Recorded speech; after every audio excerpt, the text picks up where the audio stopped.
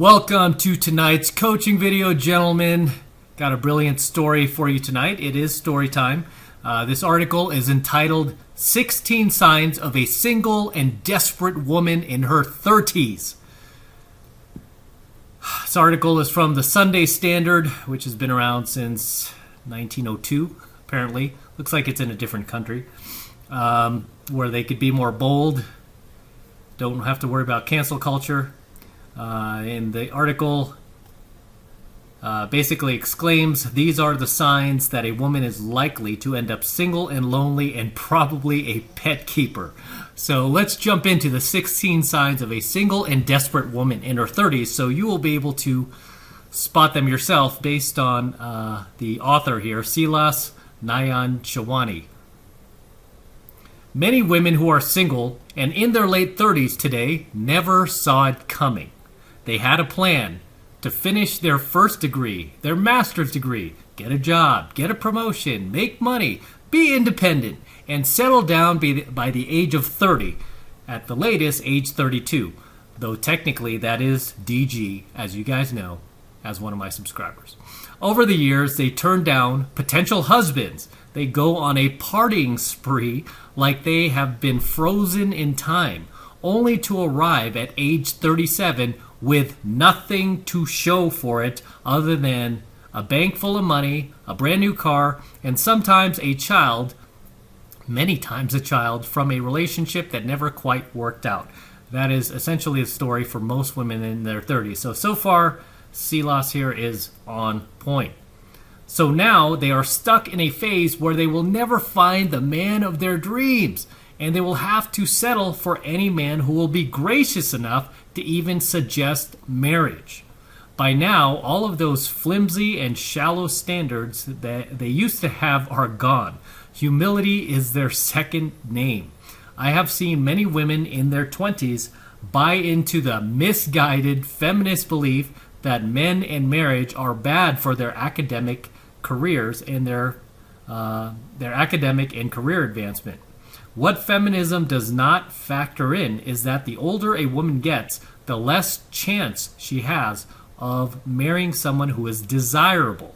It is a fact of life, not a chauvinistically inspired thought. Very few men would marry a 35-year-old woman who is independent and opinionated when we live in a highly hypergamous society. There are plenty of young and hot, beautiful women ready to settle into marriage where they play second fiddle as long as the man provides. They are called traditional women. And most traditional women are exactly that. They're very submissive. They want a traditional manly man. They don't shame masculinity. They want masculinity. And those chicks usually end up finding that. And they find a good guy and they settle down. They don't stay on the carousel and try to ride it out and stay on the dating apps and go on an endless stream of first dates like so many of these damaged harpies do that are still single over the age of 30. It's just an endless stream of first dates. It never ends. Assortment of guys between their legs, yakking up inside of them. That is essentially the future that they're going to live out. It is good to be ambitious, even better to break the stupid glass ceilings, but at what price, ladies? Bottom line, at some point you will need a man in your life, which they always cry about later on in life. They can't get the chat anymore, and they're like, I need a man, I need my forever man. Granted, there are lesbians and some who are not interested in marriage, but my experience with older single women has proven that they mostly live a life full of regrets. Today, let me share with you the 16 signs that a woman is likely to end up single and lonely and probably a pet keeper. Number 1, she values education and career over marriage and relationship. Yep.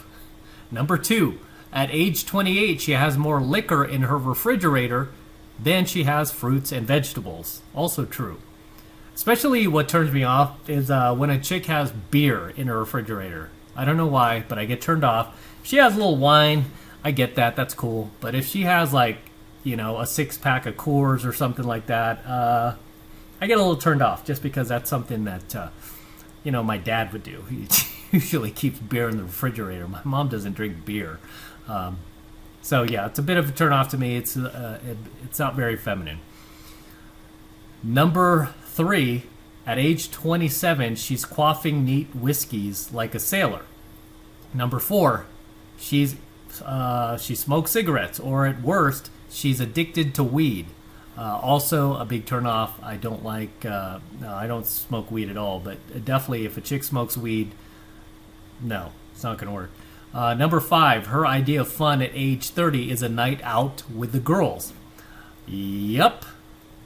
I've always said that, right? These party girls, if they're, especially these chicks into their 30s that I still see at the clubs. It's even more sad when they're in their 40s and beyond, and they're still going to the nightclubs and the bars, and, they're out there and still trying to dress in the mini skirts and checking out the guys that could be essentially their grandkids. Yeah, it's pretty creepy. Number 6, at age 30, she still insists on only dating tall, dark, and handsome guys who have money and 6-pack abs to boot.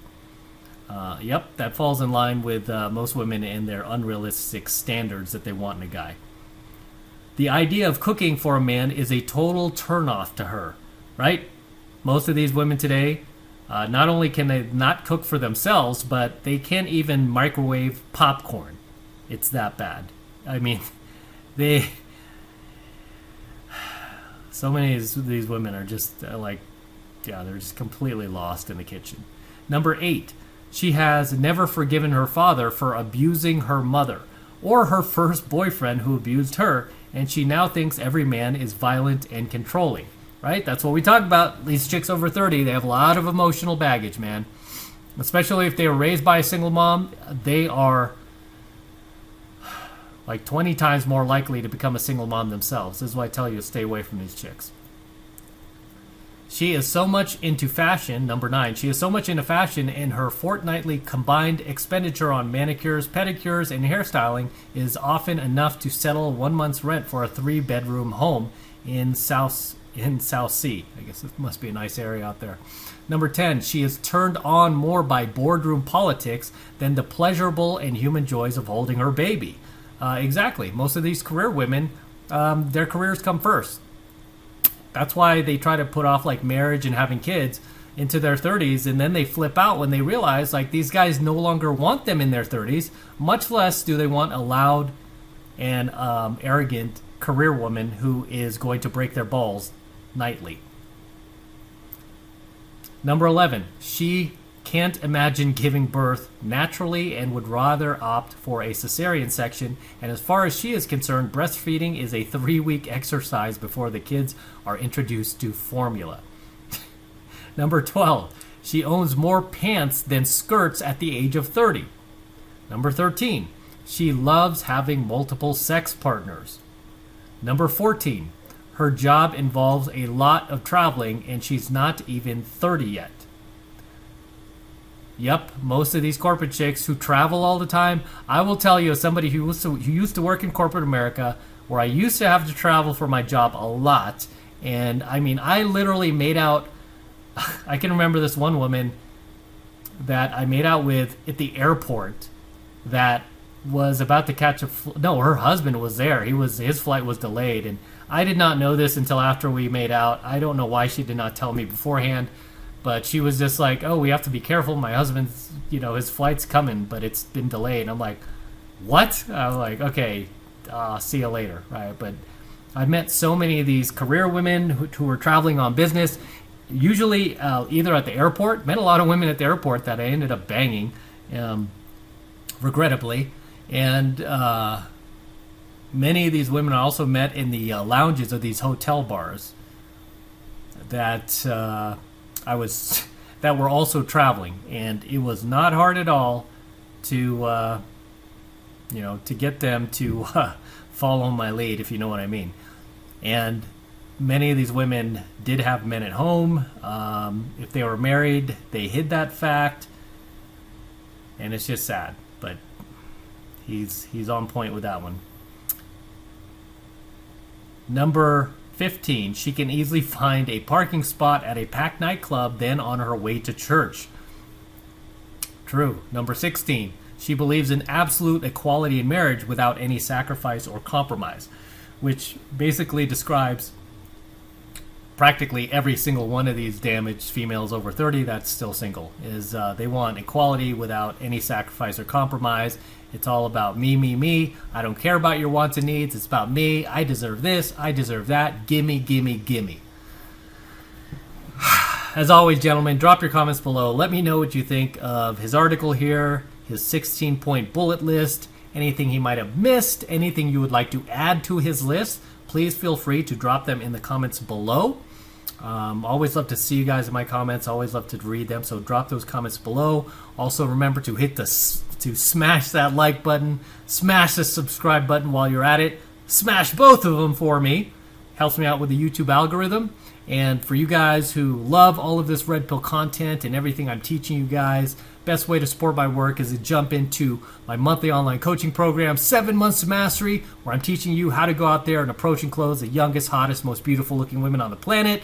You know what I'm talking about here. 8s, 9s, and 10s. I'm not talking about the damaged harpies over 30, women who've been divorced 3 times and have kids out of wedlock, and are past their prime. Instead, I'm talking about the cream of the crop, mostly traditional women, feminine women, youthful women. I teach you how to go out there and cold approach them, how to get off these dating apps. I'm a cold approach pickup artist. I'm an old school cold approach pickup artist. And right now, cold approach pickup has become a lost art form. I'm like one of the last